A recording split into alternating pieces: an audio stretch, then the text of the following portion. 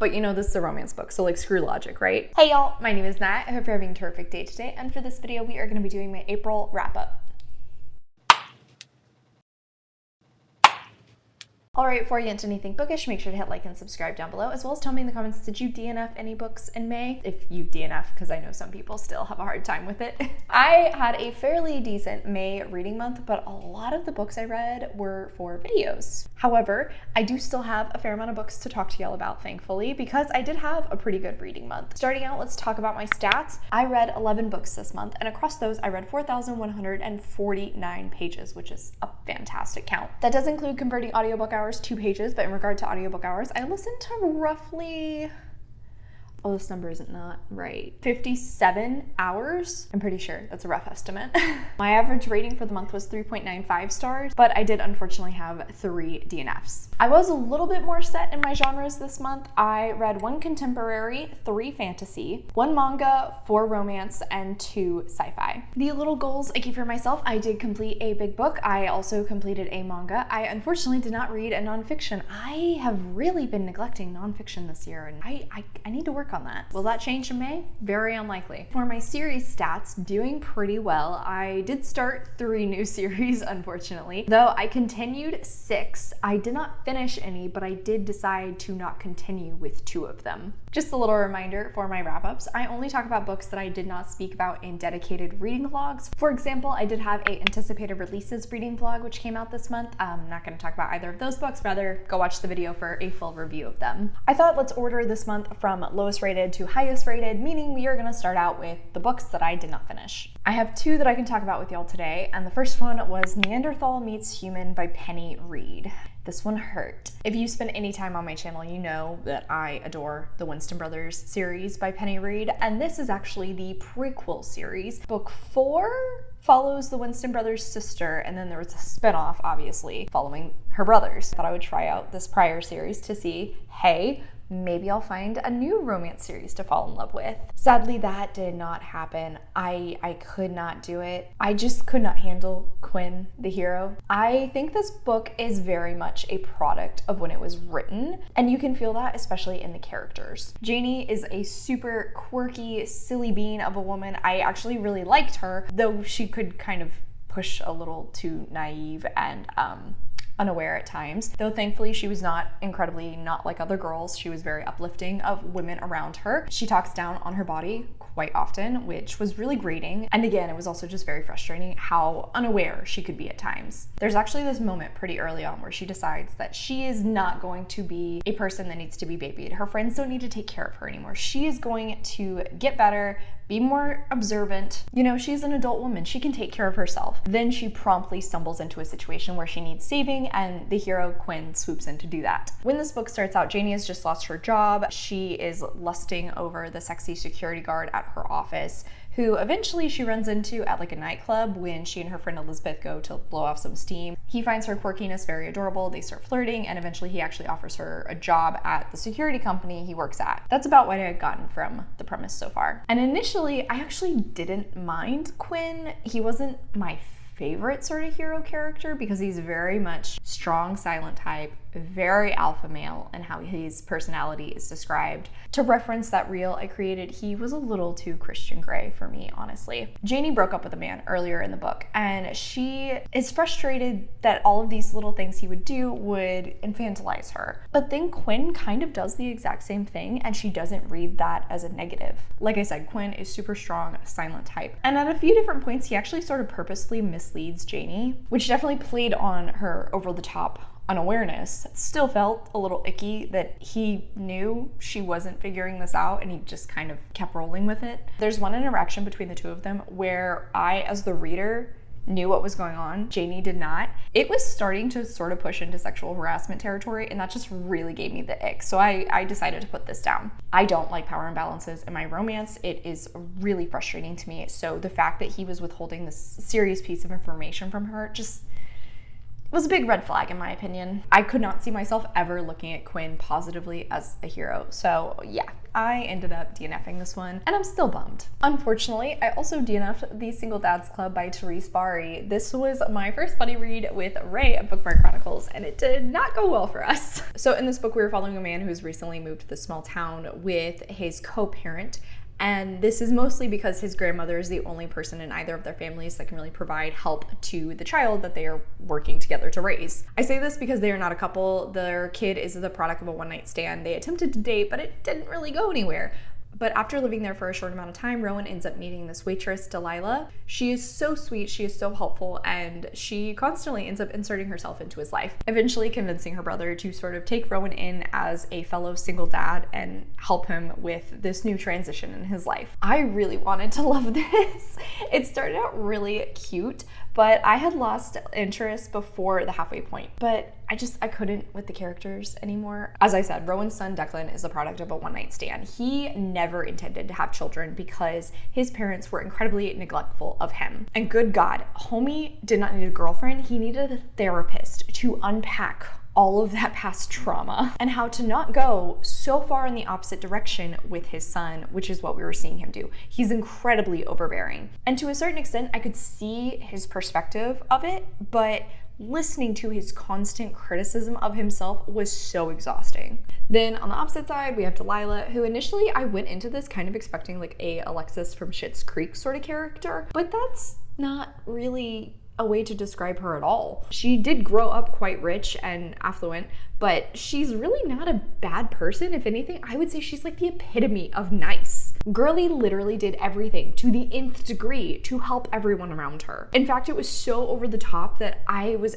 actively having a hard time believing somebody could just be that perfect. But she's also doing this in the name of reforming for something, and I can't understand how this woman could have possibly done something so wrong to warrant reformation. I'm still so curious about what it was she did, but not curious enough to keep reading. This strangely felt slow burn while also being insta-love, because almost immediately when we see these two interacting, they are swooning for each other. But then it is nothing but pining. There's constant internal arguments in both of their perspectives where they're laying out lists A through Z of why they cannot date this person, why getting involved with them is a bad idea. It just got really repetitive and it was so slow paced. The single dad element was also incredibly underutilized for literally being the title, and every other character apart from these two was flat as cardboard, unfortunately. So yeah, once I lost interest, I decided to put it down and give up. Next up was So Let Them Burn by Kamilah Cole. I picked this up because it was Jan Agaton's Full Moon Book Club pick for April, and the cover was really stunning, so I was very interested, plus it would work for my fantasy bingo on Reddit. This story is based on Jamaican mythology and takes place on a small island that has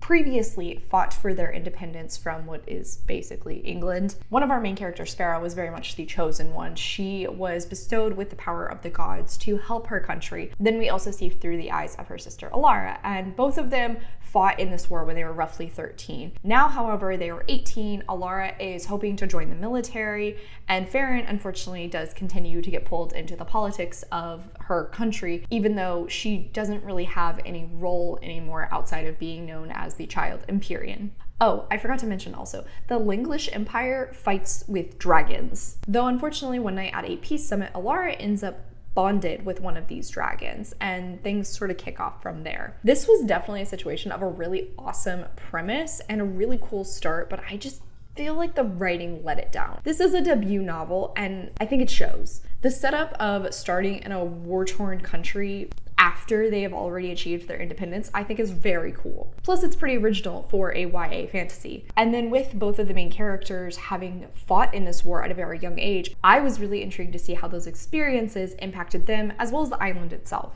And when this first started out, I think the author was killing it. I was so intrigued to see how things were going to grow. But once the plot actually starts off, that's kind of where it lost me. Both main characters are fine. We alternate back and forth between Farron and Alara. There was maybe one scene that touched on Farron having PTSD, but I felt like that element was so underutilized because it really could have allowed us to sympathize with these characters and see a perspective of a YA fantasy that doesn't get acknowledged very often. In reality, both characters were very bland, and I had a hard time getting invested in either of their storylines, and especially in either of their romances. Both relationships felt so incredibly rushed. Oh god, and then so much of this plot relies on lack of communication between the characters, which I personally hate when that happens. I was also really annoyed that in the climax, we learn more about the villains, and rather than leaning into the fact that they are terrible, power-hungry colonizers, instead it turns out that they had a noble cause, but things spiraled out of control. I wasn't really a fan of that, especially with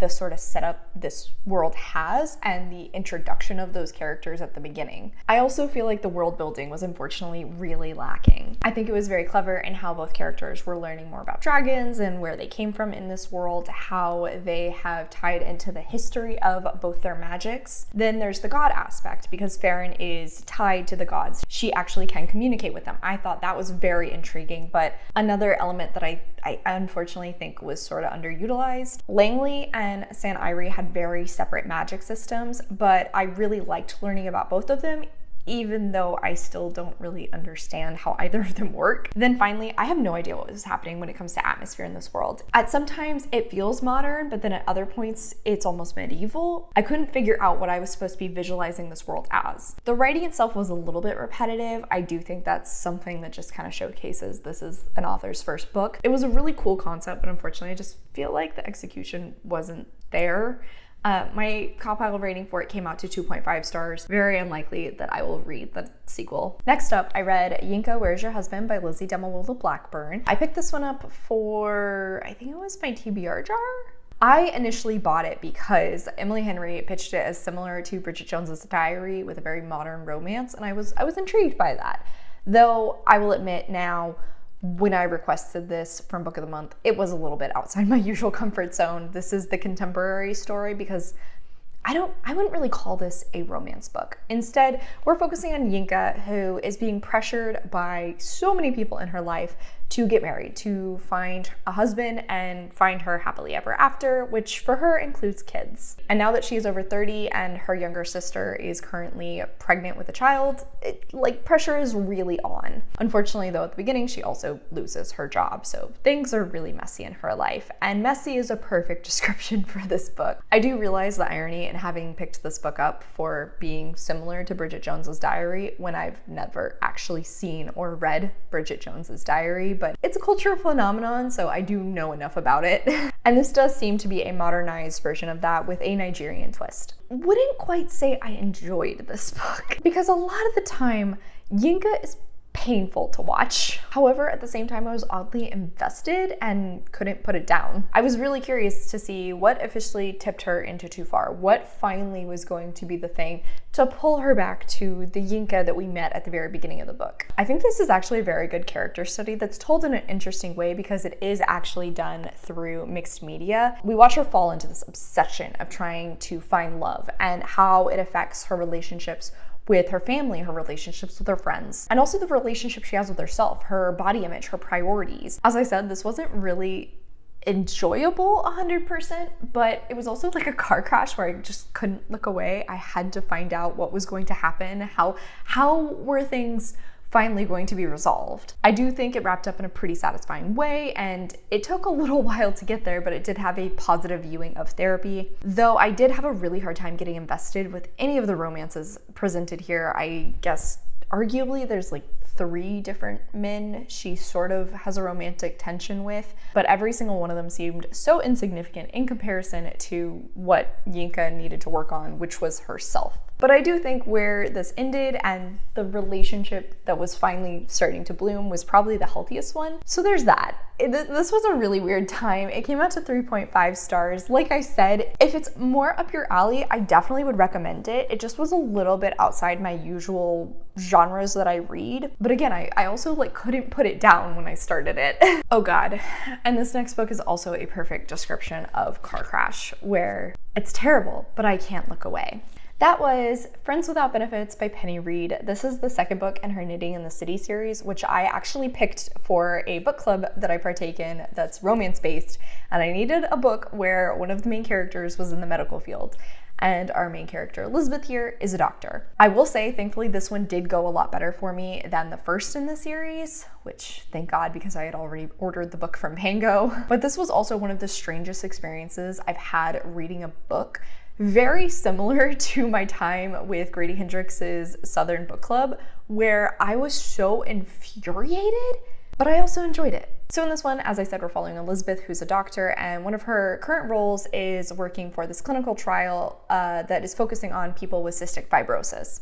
And it turns out this new applicant is the niece of her childhood frenemy, Nico. Nico's mom and her mom were best friends, and Nico was not the kindest dude, but he also was her high school boyfriend's best friend. And the last time she saw him at 16, they slept together. It is a messy startup. So right out of the get-go, I was on board for it because second chance romance, childhood enemies to lovers, but also like ex-boyfriend's best friend. There's so many tropes going on here, and I was in for it. All of the tension was fantastic. The downfall of this book, though, was Elizabeth, unfortunately. She was so incredibly frustrating. I actually really liked her as a person, but she is also one of the most emotionally constipated female main characters I've read in a hot second. I was literally chanting for her to attend therapy, which I must point out the fact that it is so ironic. The best friend who she spends the most amount of time with in this book, Sandra, is a therapist, and yet 80% before somebody finally tells her she needs to go to therapy. That said, I will admit her qualms with starting a relationship with Nico do make a lot of sense, but it doesn't make it any less frustrating to watch her go in circles because she refuses to deal with her own shit. Honestly, Nico was one of the highlights of this book for me. Definitely was initially marking some red flags, especially when we learn about his relationship with Elizabeth when they were younger. Definitely was veering into bullying territory, but I appreciated how Reid handled that, how she acknowledged it, had Nico apologize. It just was done in a very mature way. Nico is literally head over heels for Elizabeth, and it is so dang adorable. He is cute, he is funny, he is romantic. I mean, oh my God. He puts the brakes on for what I actually believe to be a very valid reason. But you know, this is a romance book, so like screw logic, right? And then the way this book ends had me smacking myself in the head. It very much required me to suspend disbelief so that I could live in the happy little romantic bubble that had been formed, but it was still pretty dang cute, even if I had some logistical questions. I also did have a few issues when it came to the writing. This was Reid's second book that she had written when it first came out. Since I already have read her later work, I've seen how she's improved from there, but I did think it was really weird that rather than having her characters swear, she would just say that they swore. I mean, I don't mind that sometimes, but it also just started to feel a little silly. Just have them say fuck. Second, there was also a few phrases that I found were repeated, which isn't inherently a bad thing, but you know, it's repetitive enough that I was able to pick up on it. Again, most of the time I was reading this, I was enjoying it, I was laughing, I was kicking my feet, but I was just also very frustrated a lot of the time, though not nearly in the same way that I was while reading Neanderthal Seeks Human. Thankfully though, this one did make me more invested in the series as a whole, and I am planning to continue with Sandra's book next. So this came out to 3.5 stars, and it was one of the most up and down cop piles I've had in a while.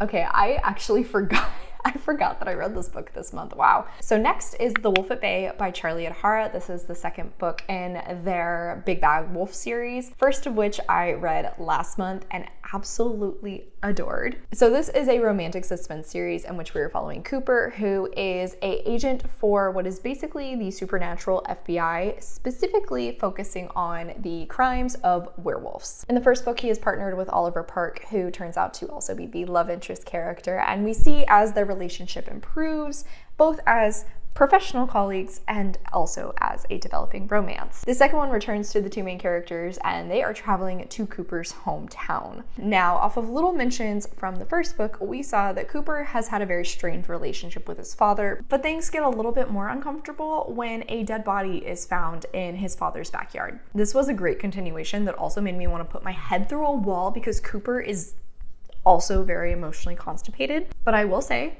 The growth that this dumbass goes through made it all worth it. It's also so incredibly well written, and I'm very impressed with how Adhara has managed to create a character that I love so much while also being so incredibly annoyed with him constantly, but all for valid reasons that make sense for all of the background we see from him. The depth that is explored around not just Cooper, but also his family here was just very well done. I think it also shows just how gone for him Oliver is, that he was able to put up with all of this. Speaking of Oliver, we do see a little bit more about his background as well as some more exploration of werewolves in this world. And it really just made me thirsty for more, which is why I read the next book in the series this month also, which we'll get to it in a minute. On top of a fantastic romance, I also was very impressed with the mystery. This one was a roller coaster ride. And I especially liked that for majority of the book, they are investigating this in an unofficial capacity. So there's not so much professional tension between Cooper and Oliver. They are a little bit more relaxed, but it also forces them to be more creative when it comes to talking to suspects.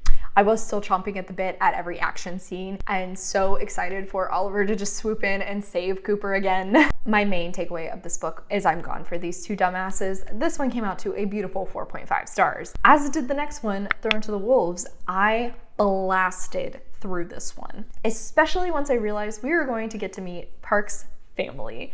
Oh my God. The family drama and tension that goes on here.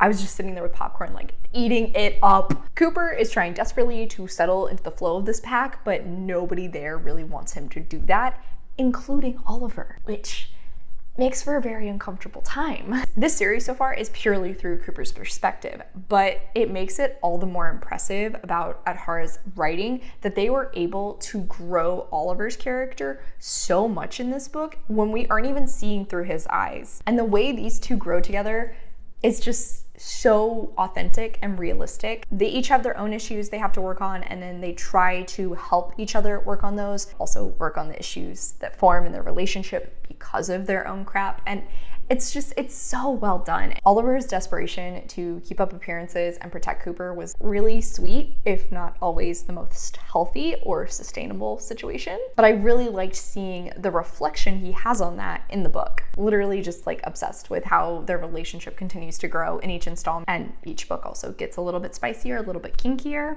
Very much here for that. With this series being around werewolves, this book in particular does lean a little bit more on the alpha, beta, omega dynamics. I do know some people have a hard time with that, so I just want to like slide that out there in case you need it. The mystery in this one wasn't one of my favorites, honestly. There's a lot of new characters thrown at you because we meet everybody in Park's family, but also a lot of people connected to his family and within the town.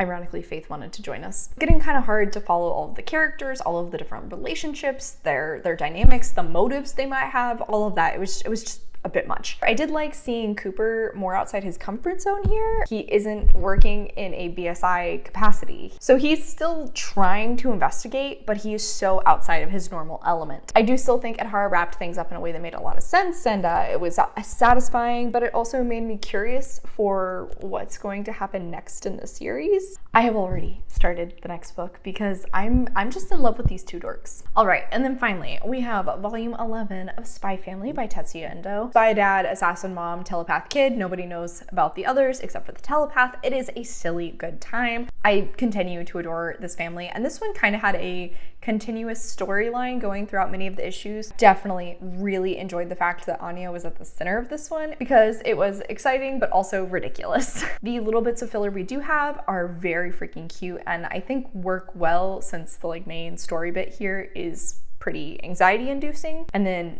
freaking adorable because each parent tries to save her in their own way. Also, holy crap, the reveal for Damien at the end, wild. Big ol' 5 stars. Continue to just adore this series, though I have to wait for a few months for the next installment, and that's terrible. I don't like that. All right, and on that note, that is it for today, y'all. Thank you so much for coming to my channel. I really appreciate it. Make sure to hit like and subscribe down below. If you made it all the way to the end of this video, leave me a pup emoji in the comments. I have all my socials as well as a few ways you can support me linked in the description. I come out with videos on Monday and Friday, but until then, I hope you continue to have a terrific day.